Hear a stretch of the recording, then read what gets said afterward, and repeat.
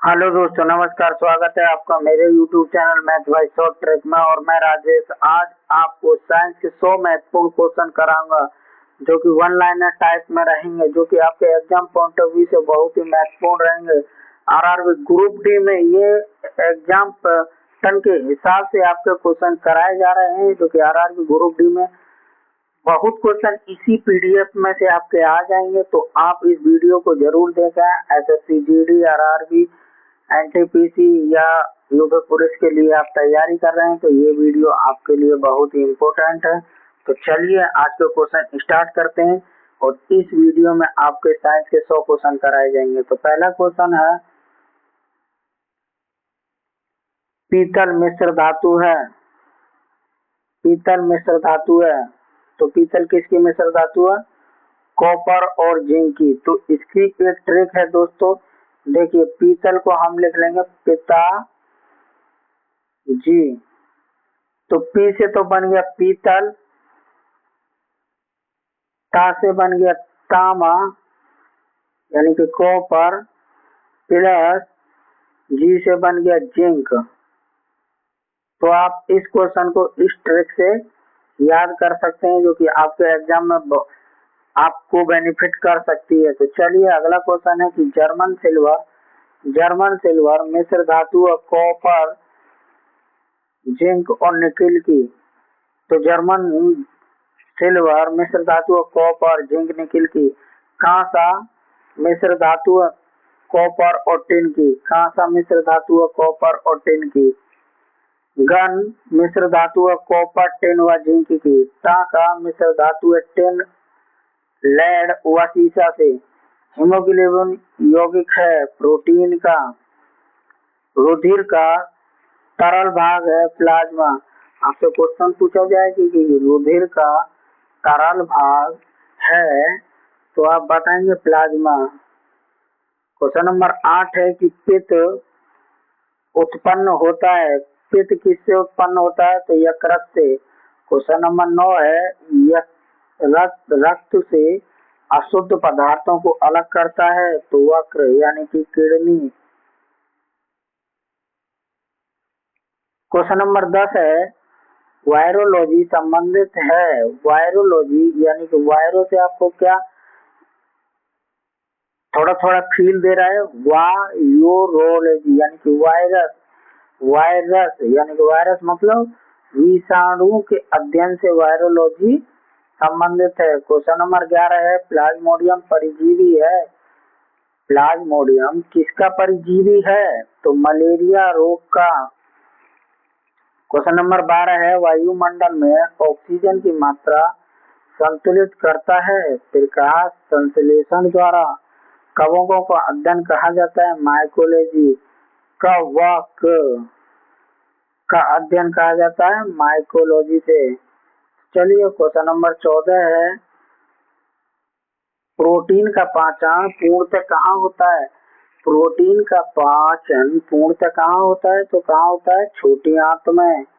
काला हीरा को क्या कहा जाता है? कार्बोनेडो।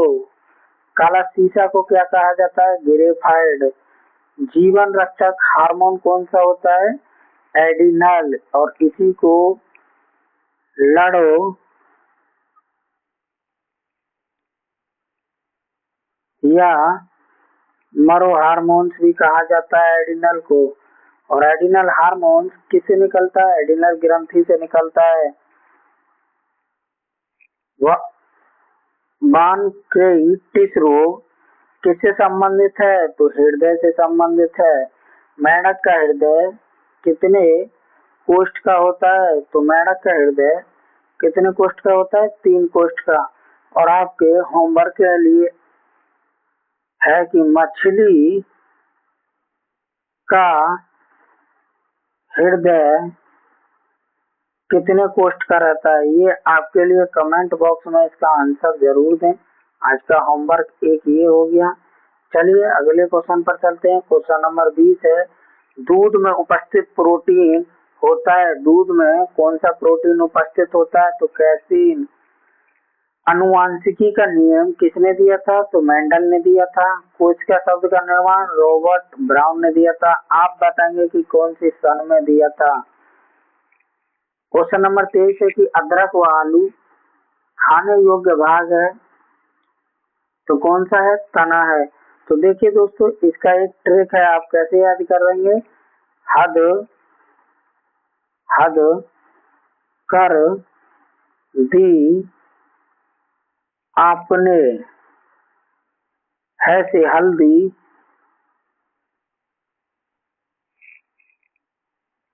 जैसे अदरक, आ से आलू,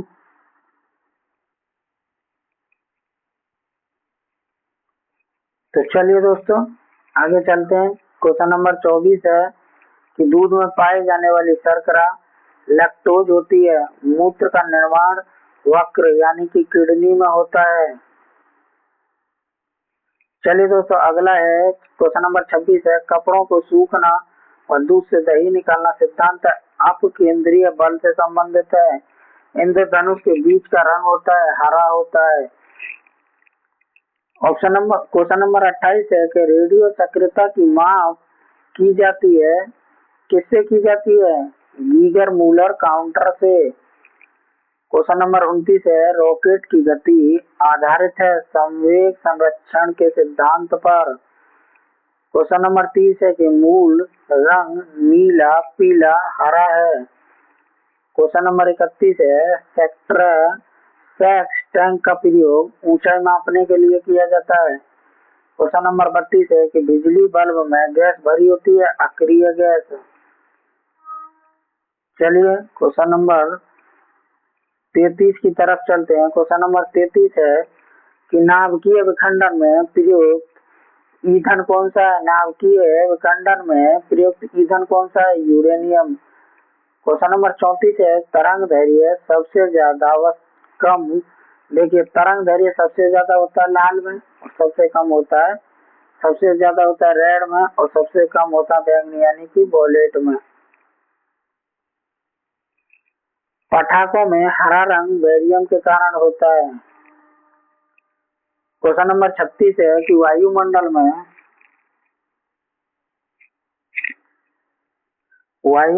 में पाई जाने वाली अक्रिय गैस कौन सी है? रेडॉन है। क्वेश्चन नंबर 37 है, गुब्बारे में कौन सी गैस भरी जाती है? तो हीलियम।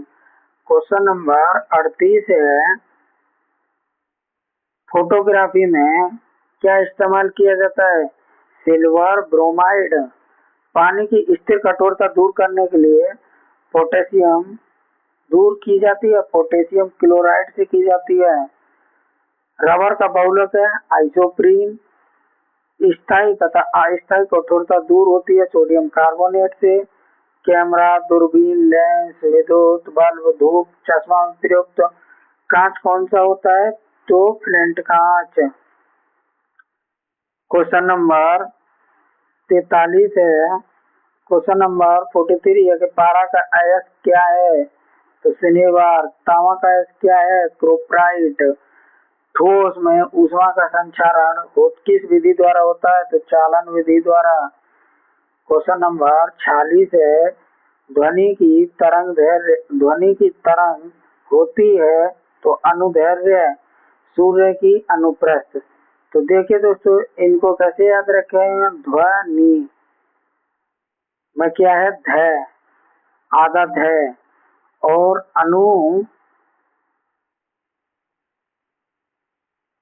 धैर्य में क्या है? आधा ध। तो ध्वनि किससे संबंधित होगी? अनुदैर्घ्य से।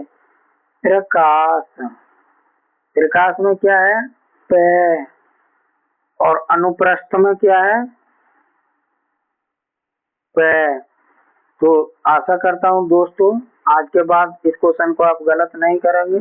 यदि आपको पूछा जाए कि ध्वनि तरंग किससे संबंधित है तो आप बताएंगे अनुदैर्घ्य से, और दूसरा क्वेश्चन पूछा जाएगा कि प्रकाश तरंग किससे संबंधित है तो आप बताएंगे अनुप्रस्थ से संबंधित है। अंडे का आवरण बना होता है किससे? तो कैल्शियम कार्बोनेट से। क्वेश्चन नंबर 49 है कि आंसू गैस होती है क्लोरो एसिटोफिनोन। क्वेश्चन नंबर 50 है इंसुलिन की खोज किसने की थी? तो बेंटिंग व वेस्ट ने की थी।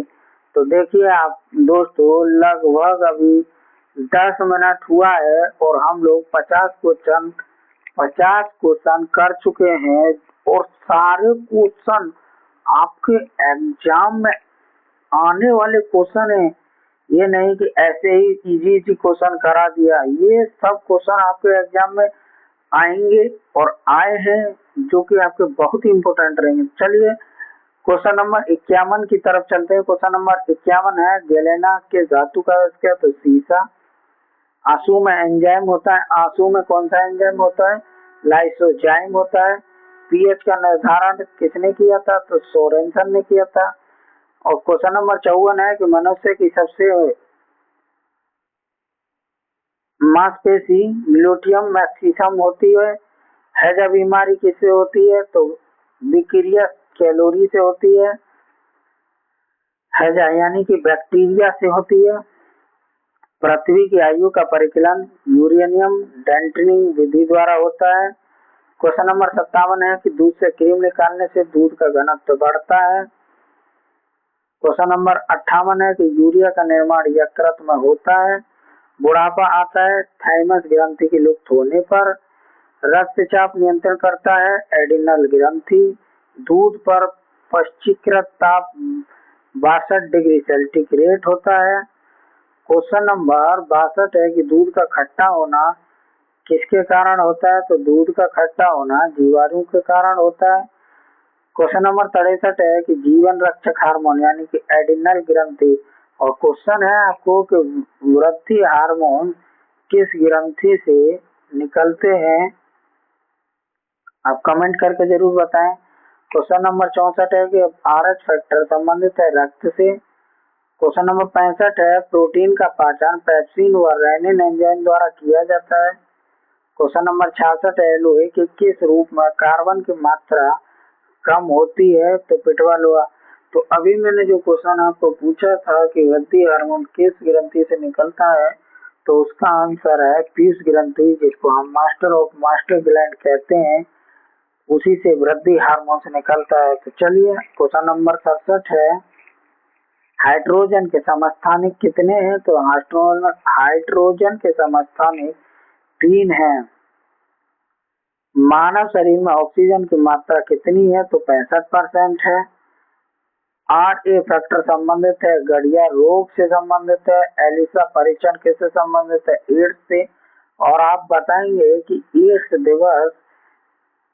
दिवस कब मनाया जाता है? आज का आपका कुछ आज का एक और आपका क्वेश्चन है कि एड्स दिवस कब मनाया जाता है। चलिए अगले क्वेश्चन पर चलते हैं। क्वेश्चन नंबर 71 है कि सुगंध व दुर्गंध मस्तिष्क के किस भाग में संकेत देता है? तो ये सेरिब्रम में। और एड्स दिवस दोस्तों हम लोग 1 दिसंबर को मनाते हैं। चलिए क्वेश्चन नंबर 72 है कि मस्तिष्क का सबसे बड़ा भाग है मस्तिष्क। ब्राइटस रोग से संबंधित अंग है यकृत या वक्र यानी कि किडनी। अल्जाइमर से प्रभावित अंग है तो अंग मस्तिष्क। रानीखेत की बीमारी है मुर्गों से संबंधित है। तो चलिए क्वेश्चन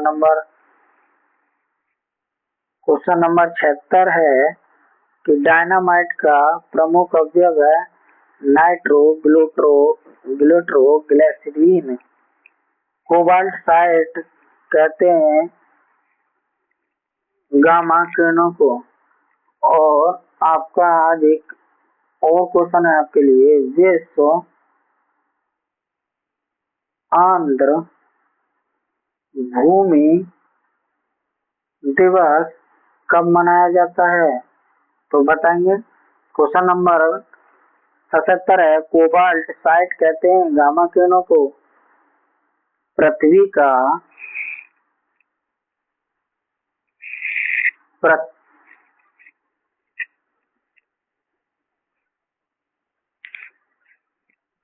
पृथ्वी का पलायन वेग होता है 11.2 किलोमीटर प्रति सेकेंड। चलिए अगले क्वेश्चन पर चलते हैं। अगला क्वेश्चन है 79। कार्बन मोनोऑक्साइड का गुण है उदासीन, कार्बन डाइऑक्साइड का गुण है अम्लीय। तंत्र की क्रियात्मक इकाई है न्यूरॉन। सुहाग का रासायनिक नाम है बोरैक्स। पेनिसिलिन का मुख्य स्रोत है कवक। कौन सी ग्रंथि आंसू स्रावित करती है? तो लैक्रिमल। थर्मामीटर का आविष्कार फ़ारेनहाइट ने। ईईजी का प्रयोग मस्तिष्क संबंधित बीमारी के लिए। और आप बताएंगे ईसीजी का प्रयोग कौन सी बीमारी को जांचने के लिए किया जाता है? कमेंट में आज जरूर आंसर देंगे इसका।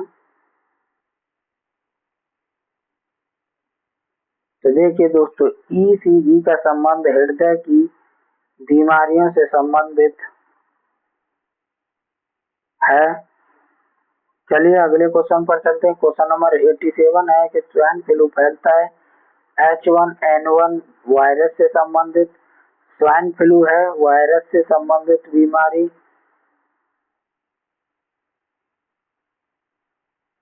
चलिए अगला है 88 है। एक एंगस्ट्रॉम 10 की घात होती है कितनी? तो 10 मीटर। 89 है हृदय के शरीर की ओर ले जाने वाली रक्त वाहिनी होती है धमनी। हृदय से शरीर की ओर ले जाने वाली रक्त वाहिनी होती है धमनी, जो कि शुद्ध रक्त होता है। आपसे क्वेश्चन पूछेगा कि शुद्ध रक्त कौन ले जाता है? तो आप बताएंगे धमनी। जी का मान 9.8 मीटर प्रति सेकेंड होता है। जी का मान सबसे ज्यादा वह सबसे कम कहाँ होता है? तो देखिए दोस्तों, जी का मान सबसे ज्यादा ध्रुवों पर और सबसे कम विषुवत रेखा पर होता है। पृथ्वी के केंद्र पर जी का मान 0 होता है।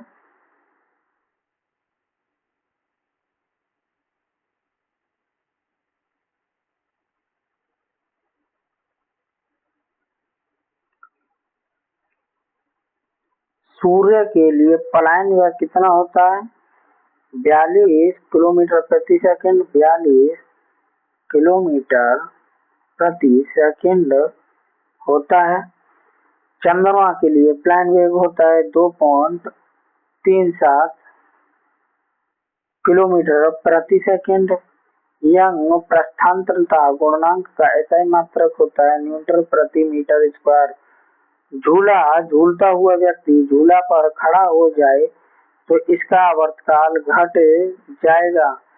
आपसे क्वेश्चन पूछेगा कि झूलता हुआ व्यक्ति यदि झूला पर खड़ा हो जाए तो उसका आवर्तकाल में क्या होगा? वृद्धि होगी, घटेगा, समान रहेगा या नियत गति से चलता रहेगा? तो आप बताएंगे कि उसका पलायन आवर्तकाल घट जाएगा। क्वेश्चन नंबर 97 है कि अवश्य तरंग होती है 20 हर्ट्ज से कम। स्पष्ट ध्वनि सुनने की दूरी 17 मीटर होती है। कमरे का तापमान 27 डिग्री सेल्सियस या 80.6 फ़ारेनहाइट होता है। और क्वेश्चन नंबर 100 है जो कि आज का आखिरी क्वेश्चन रहेगा। क्वेश्चन नंबर 100 है कि गुप्त ऊष्मा का एसआई मात्रक क्या है? तो गुप्त ऊष्मा का एसआई मात्रक है जूल बटे किलोग्राम। और आपके लिए होमवर्क है बल का एसआई मात्रक क्या है? तो ये क्वेश्चन आप कमेंट बॉक्स में बताएंगे। और एक और क्वेश्चन बताएंगे कि कार्य का एसआई मात्रक किसके समान है? तो ये 2 क्वेश्चन आपके लिए होमवर्क हैं जो कि आपको कमेंट बॉक्स में इनका आंसर देना है। और आपको आज के 100 क्वेश्चन कैसे लगे कमेंट करके जरूर बताएं। तो दोस्तों मैं फिर से कहता हूं कि अगर आपने चैनल को सब्सक्राइब नहीं किया हो तो चैनल को सब्सक्राइब कर लें, अगर वीडियो को लाइक नहीं किया है तो वीडियो को लाइक कर दें और वीडियो को ज़्यादा से ज़्यादा शेयर कर दें। आपके एक लाइक से हमारा बहुत मनोबल बढ़ता है, जिससे कि आपके लिए अच्छे से अच्छे वीडियो हम लाते रहें। तो चलिए आज का वीडियो यहीं समाप्त करते हैं। धन्यवाद।